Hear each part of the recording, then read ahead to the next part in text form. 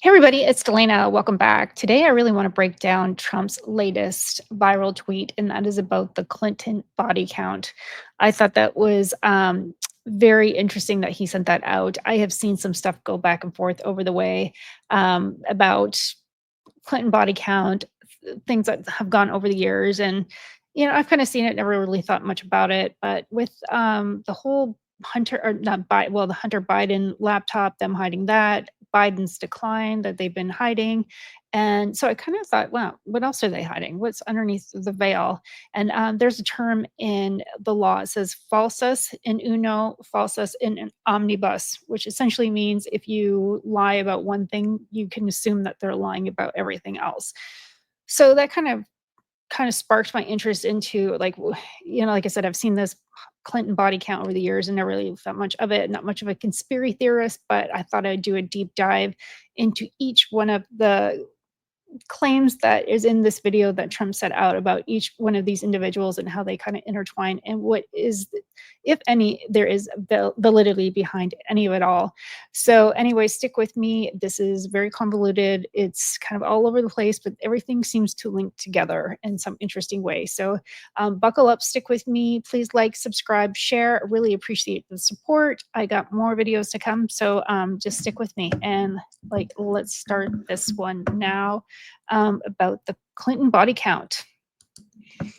So the first one here is JFK Jr., and I'll just start the video here. Remember John F. Kennedy Jr.? He was declared the front-runner for the New York Senate seat back in 1999. Days later, his plane crashed into the Atlantic Ocean, and his rival, Hillary Clinton, was elected senator. So the first one is JFK Jr., which I thought was very interesting. I remember when I was growing up, I just loved him. I just thought, like, literally, he was all that in a bag of chips. Good-looking guy, very well-spoken, just obviously politically connected. He just seemed to be just held himself very well. He had just started the George magazine, and the Democrats were really kind of pushing him to be kind of their front runner, to kind of have a big voice in the Democratic Party. And of course, he lived in New York, so that would have been his riding. And in 1998, Dan Moynihan was the senator in New York, and he retired. So that kind of left an open seat. And Hillary Clinton wanted that seat. But the Democrats were kind of pushing for JFK Jr. to take that spot. He had technically not been enlisted to go into to be elected in that, so he was not officially on the ballot by any means. But the Democrats were definitely pushing for him to have that spot. I think that was probably just a precursor to get him to the presidency because he was very well liked. Obviously, the family is a very strong political family in the United States, and I think that they were hoping that he would be kind of their golden child, their golden ticket to get to back into the presidency. So anyway, so Hillary Clinton really wanted that seat, and that was like 1988. 1999 is when JFK Jr. had the flight that went down. And some interesting things behind that were I had heard from this person, it was a couple of weeks ago, I heard this video about a guy who was actually at the airport that night, and he didn't know it was JFK Jr. and his wife. He just saw that there was a man with two women, and he was kind of arguing with some guy. And that night, it was at night, it was dark, it was cloudy, it was foggy, and the guy that was talking about seeing that was there that night said he was a vet air pilot. He's like, I am not flying tonight. He decided not to fly that night, and he went home. And later that night, he saw in the news that the plane went down, and he thought, oh my God, that was the plane that I saw, that the guy was, there. And thought, oh, it was crazy that guy would fly. My son is training to be an airline pilot, and he's with United Airlines. And anyways, he's in training, and I've learned a lot from his training about kind of different ratings and stuff like that. So you have to have this instrument rating, and he did not have this rating. And essentially the rating is so you could literally fly and have limited visibility. So it'd be like driving your car and there's a snowstorm, you can't see in front of you, it's foggy, but you can use kind of your dash, the information on your dash to get you where you want to go without any accidents. So he did not have this rating. And some of the things, like, as my son's been studying this, he watches YouTube videos over and over about plane crashes. There's actually a guy that has a YouTube channel about just plane crashes and analyzes each one of them. And they kind of do that in his class, because you can't train for something and make those mistakes and learn from your mistakes in the air, because obviously they could be fatal. So they tend to learn off of other people's mistakes and kind of analyze what went wrong, and obviously not do that and fix it. And they just learn that way. Anyway, so I talked about the JFK Jr. I'm like, God, why did he go up? And I said, what happened with that flight? Because I know that they talked about it. And he said the consensus in his class was it was nothing other than the only thing they could come up with, that it was absolutely suicidal. He said there's no one in their right mind that had the ratings, that, or the lack of training that he needed to fly that plane that night in those conditions. No one would have done that. No one in their right mind would have flown a plane without the training that you needed to fly under those conditions. And not only that, I believe he only had like 15 hours under his belt. And that means 15 hours of probably regular flying, just flying a small private plane, kind of up and down on good conditions. He most certainly didn't have the training to fly in those conditions. So very sad. And like I said, there's no rhyme or reason why he would fly that night. I also think practicality, like, how could someone make him fly? That doesn't make any sense either. So I don't know. It's on the body count. Does seem very weird. She did want that seat, and all of a sudden the front runner is gone.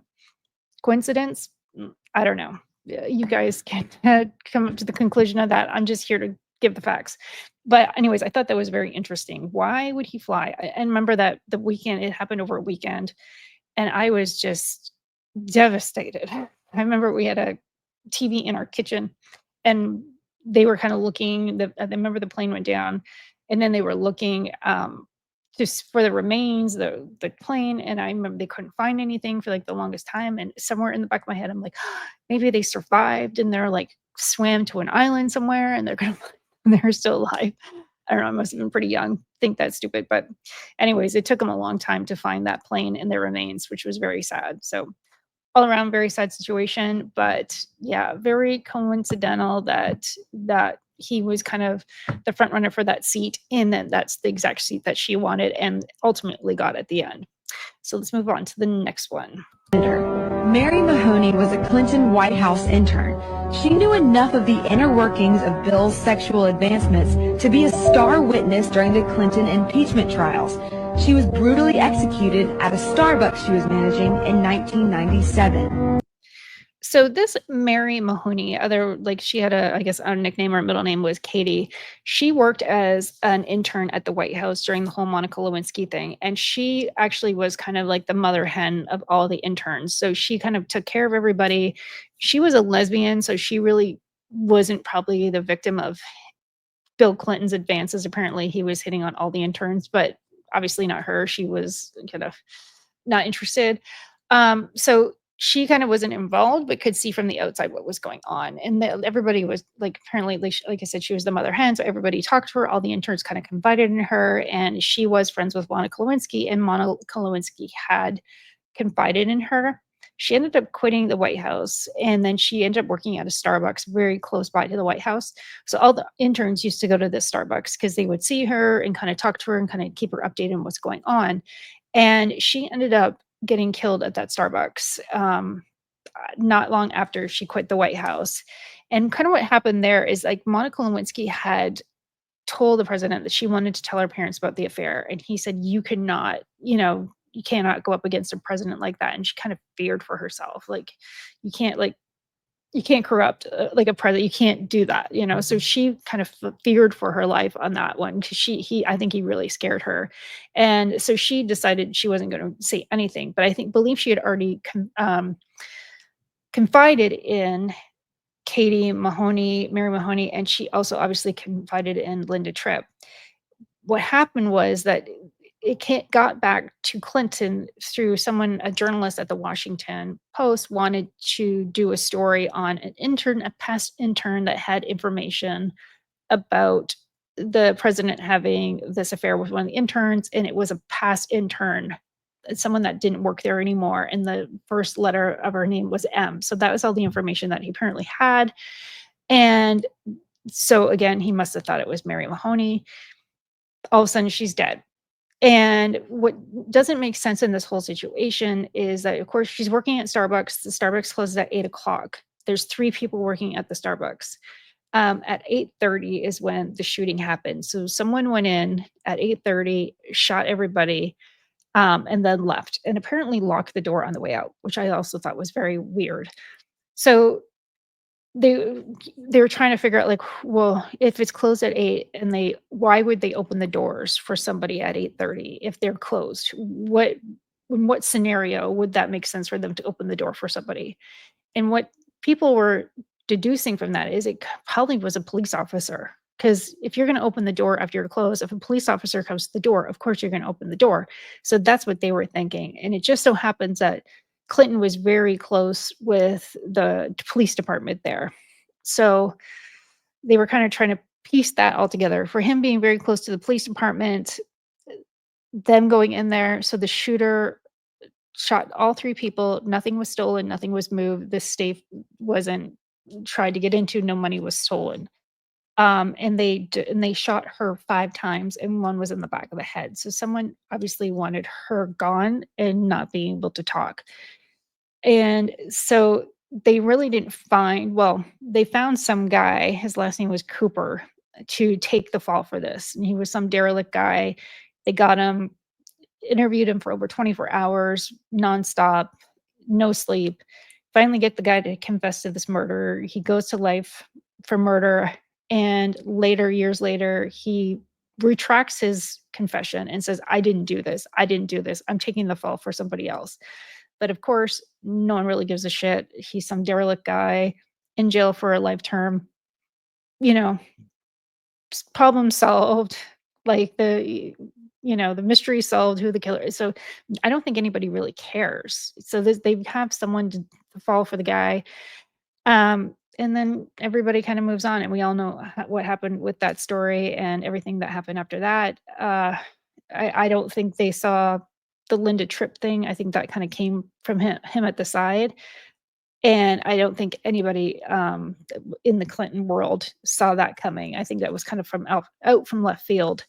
So I thought that was very interesting that this poor girl just got taken out for God knows what. Obviously, it wasn't for money, wasn't for Starbucks coffee. It was just kind of out of the blue.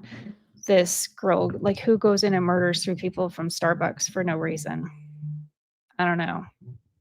Good question. Who knows?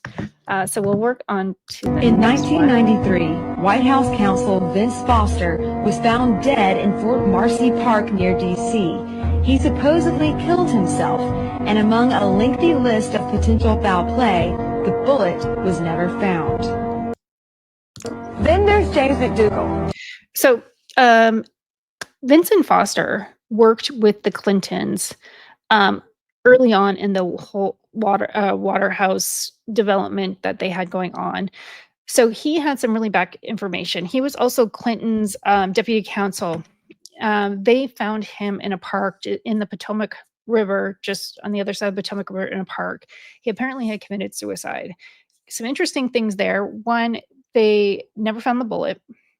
2, when the police first got there, they had no signs of a gun. But later, hours later, when more police had showed up, all of a sudden the gun reappears. Another thing is that the suicide note that he left was ripped up in his briefcase where they found it. But ironically, when it first happened, the first day, the people at his office had went through his briefcase and did not see a suicide note. But it was found 2 days later in his briefcase, and it was all torn up. So it was kind of written off. The police had written it off as a suicide. In the suicide note, he essentially said, I committed all these crimes. I feel bad. I wasn't meant for this. I'm not a good person. But everybody else that's at the White House, they had nothing to do with this. They're free and clear. This was all me. And I'm sorry. And that's kind of the premise of the note. A journalist 2 years later, his name was Christopher Ruddy, and he challenged the note.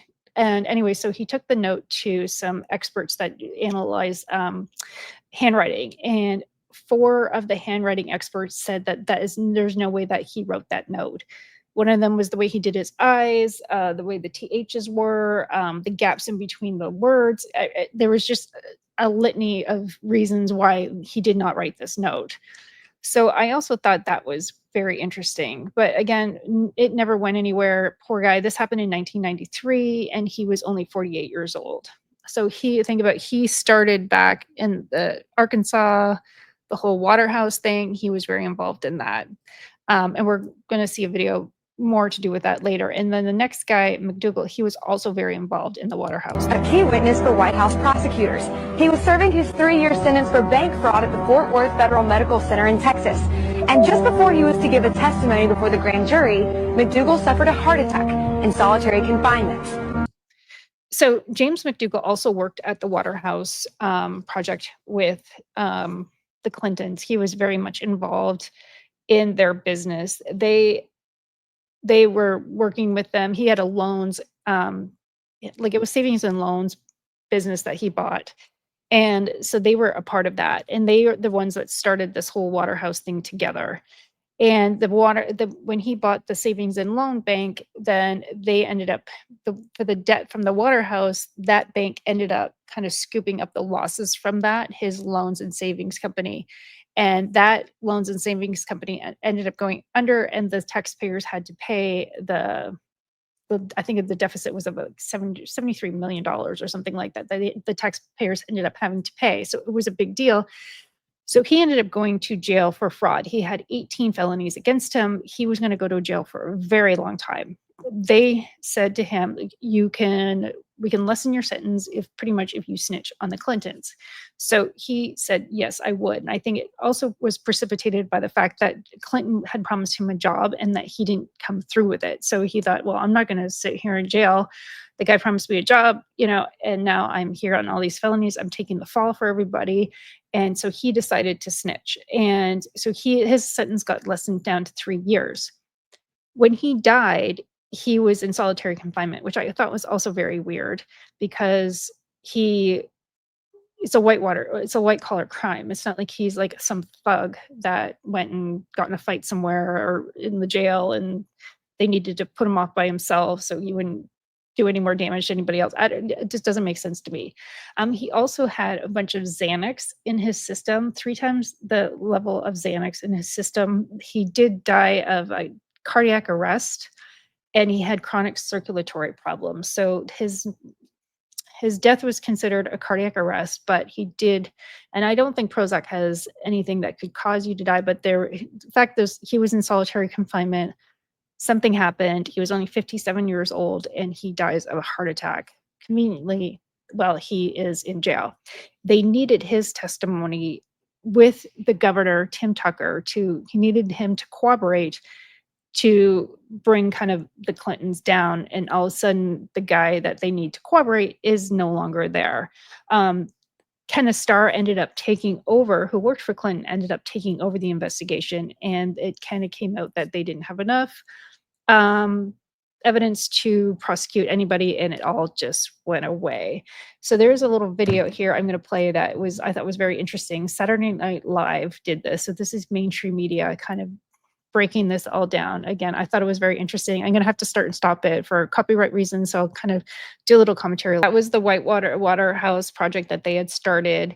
It was a bunch of land in northern Arkansas, and it bordered some water. So it was going to be a bunch of vacation homes, and it was obviously from scratch, and they were kind of the initial investors. And that's kind of where McDougal and his wife came together with the Clintons and said, hey, I've got this project, the Whitewater project. We're going to make all these vacation homes. We're going to make a lot of money.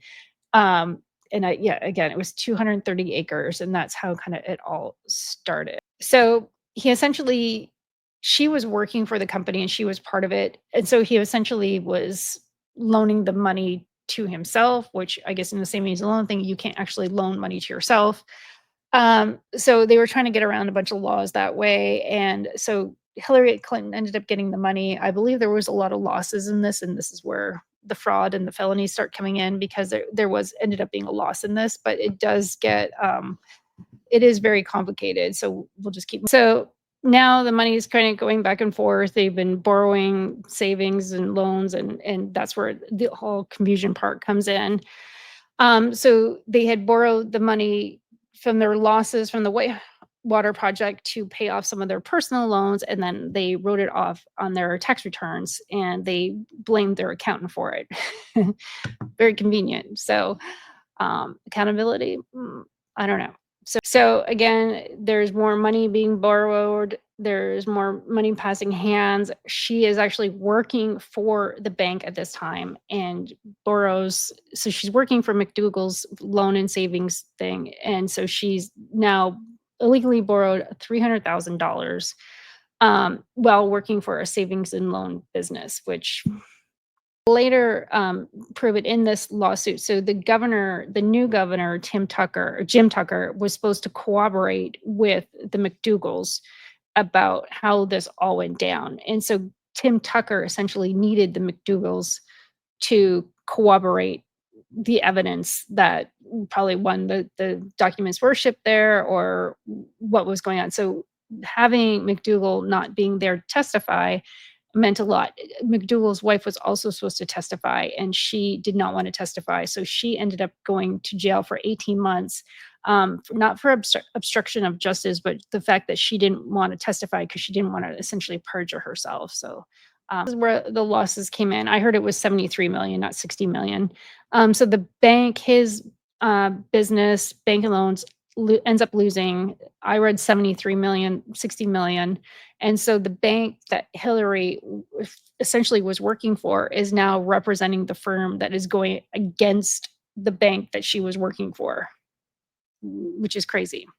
So this is all going down, and obviously they need to hide everything because now Clinton is running for president.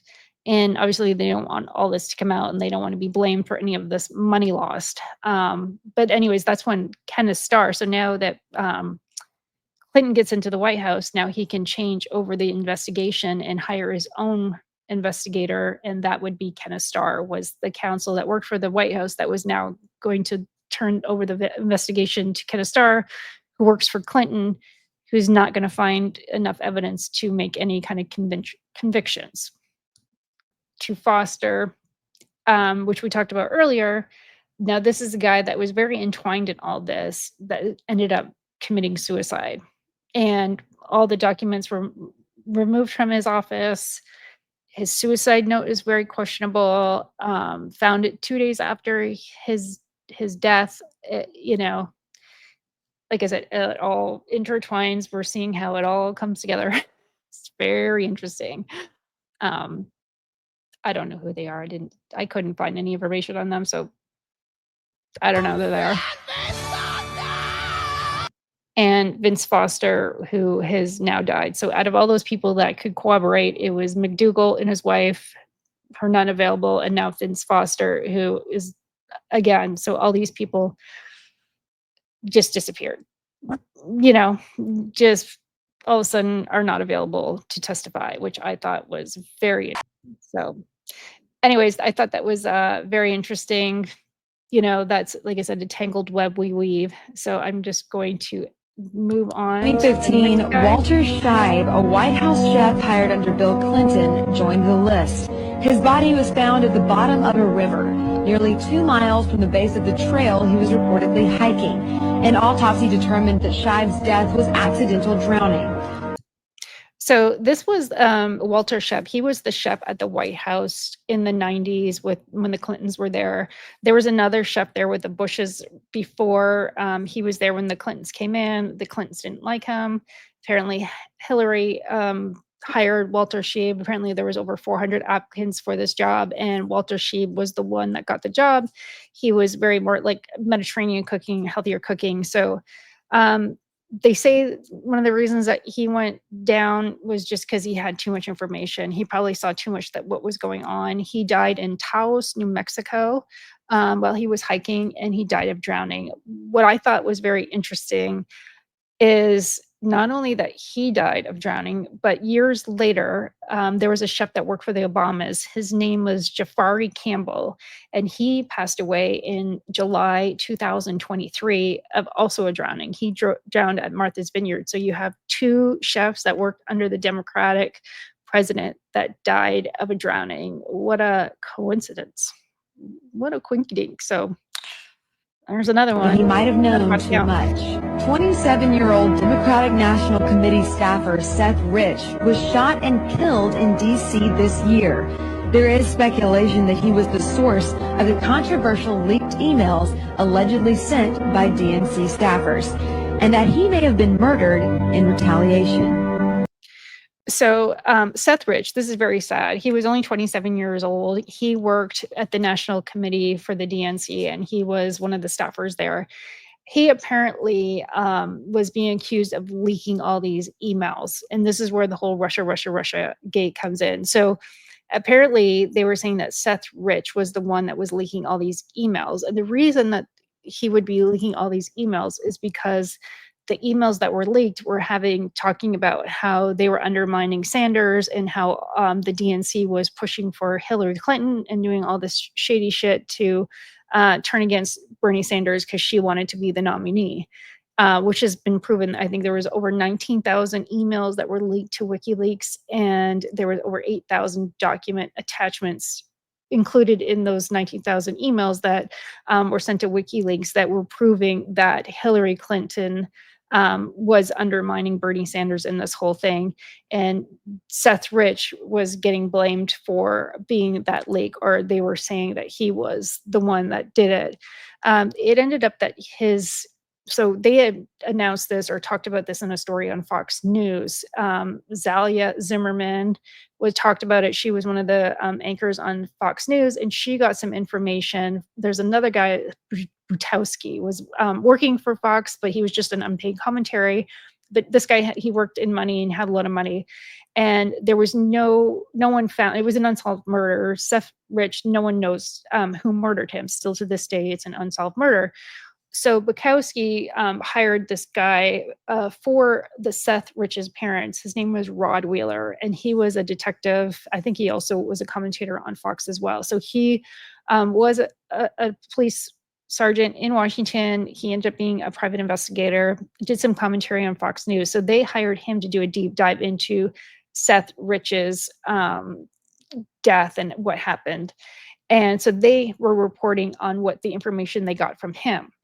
And Seth Rich's parents got all mad. They made a lawsuit saying it was not true. They were essentially was saying that he was the guy that was leaking all these emails, and they were saying it's not true.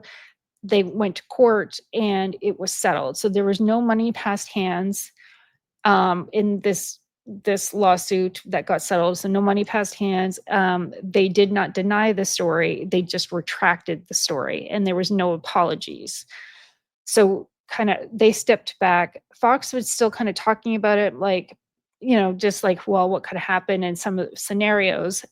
So they were still kind of talking about it. And then so Rod Wheeler ended up suing Fox News because he's probably like, I don't want to get in shit for this. I don't want to go down for this, so the reporting that he did. So I guess to make it look like, hey, I didn't say this, I'm going to have my own lawsuit against Fox News for saying I said all this stuff. So that lawsuit ended up getting dismissed and thrown out of court. So whatever his lawsuit was, it was obviously frivolous because it didn't go anywhere, and there was no charges, no payouts were made. So Rod Wheeler essentially went up against Fox, and then all this case was dismissed. So the untruths coming up to Fox was, one, the parents went after Fox. They ended up retracting it. Nothing happened other than the fact that they retracted the story. And they were calling mental anguish and stuff like this. They didn't want mental anguish all about, we don't want to talk about our son and possibilities of why he died and the whole conspiracy theory. They did not want their son to be part of this conspiracy theory whatsoever. And I understand that. So they just, instead of saying it wasn't true, they just backed out and said, "We'll just retract." And that was it. So no one said it wasn't untrue. They just said it was causing them mental anguish about this whole conspiracy theory.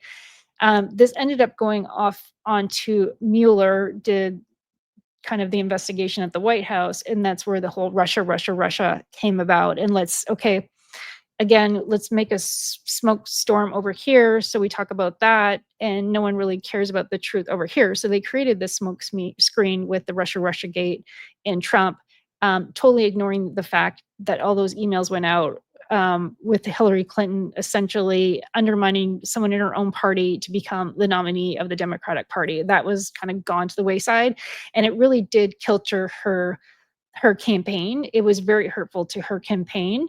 And I don't think she ever recuperated from that. So that's why they're trying to say that Trump stole the election, because they were blaming him for something that essentially they were doing in their own party. Um, it's just crazy. It's just scapegoat to like the nth degree. So let's just like blame Trump and not take any accountability to the fact that they were undermining someone else in their own party selfishly because Hillary Clinton wanted to be the front runner and kind of knock Bernie Sanders out of the running. So that was very interesting. And that kind of leads us again intertwined to the next story. Then Sean Lucas, the lead attorney in a fraud case against the DNC, was found lying on the bathroom floor by his girlfriend when she returned home on August 2nd. His death was reported classified, pending the results of an autopsy. To this day. So that's where the video ends, and it talks about this guy, Sean Lucas. So Sean Lucas was actually just a servicer. So he just like when you process or you're getting in a lawsuit, someone serves you the lawsuit. So that's all he essentially was. But he was a big supporter of the DNC, and he was also a Bernie Sanders fan. So that's why he was so happy to do this. And I have a video showing him actually doing the serving, and it was online, and apparently millions of people have seen this. But I'll tell you later on, they're saying it never happened. But he was just a servicer. He saw what was going on. He was a big Bernie Sanders supporter, and he saw him pretty much getting shafted in the whole Democratic Party. And that's essentially what the WikiLeaks emails were saying, is that he was undermining, or she was undermining all, Bernie Sanders, and the supporters of Bernie Sanders were the plaintiffs in this lawsuit going up against the DNC and Debbie Wasserman, who was part of the DNC, and that's who the lawsuit was for. And so later on, then when they were trying to kind of backtrack out of this, their whole defense was, well, we weren't served properly. And that was their way out. So they were trying to get this lawsuit dismissed because pretty much everything in it was probably true, but the only that we can get rid of this is to say that we weren't served properly. So that I thought that was very interesting, and I do have a little video here. And so this is Sean Lucas serving the DNC, and it was actually served to a girl named Rebecca Cherie, and she worked for the assistant. She was the assistant to the CEO of the DNC at that time. The day that Sean Lucas died, she actually stepped down as the CEO. And when all the emails got out, Wasserman actually stepped down. It was the weekend before their big convention. All these emails came out, and she actually stepped down right before that weekend when all these email stuffs were going out. But the big crux in their lawsuit against the plaintiffs of Sanders was that they weren't served properly. So if they could say that they weren't served properly, they could get the lawsuit thrown out. So I just want to show you a little video here. So this is Sean Lucas, and he's actually serving the CEO's special assistant, Rebecca Cherie. And this is where they're claiming that in their lawsuit, that their defense were saying that we weren't served correctly.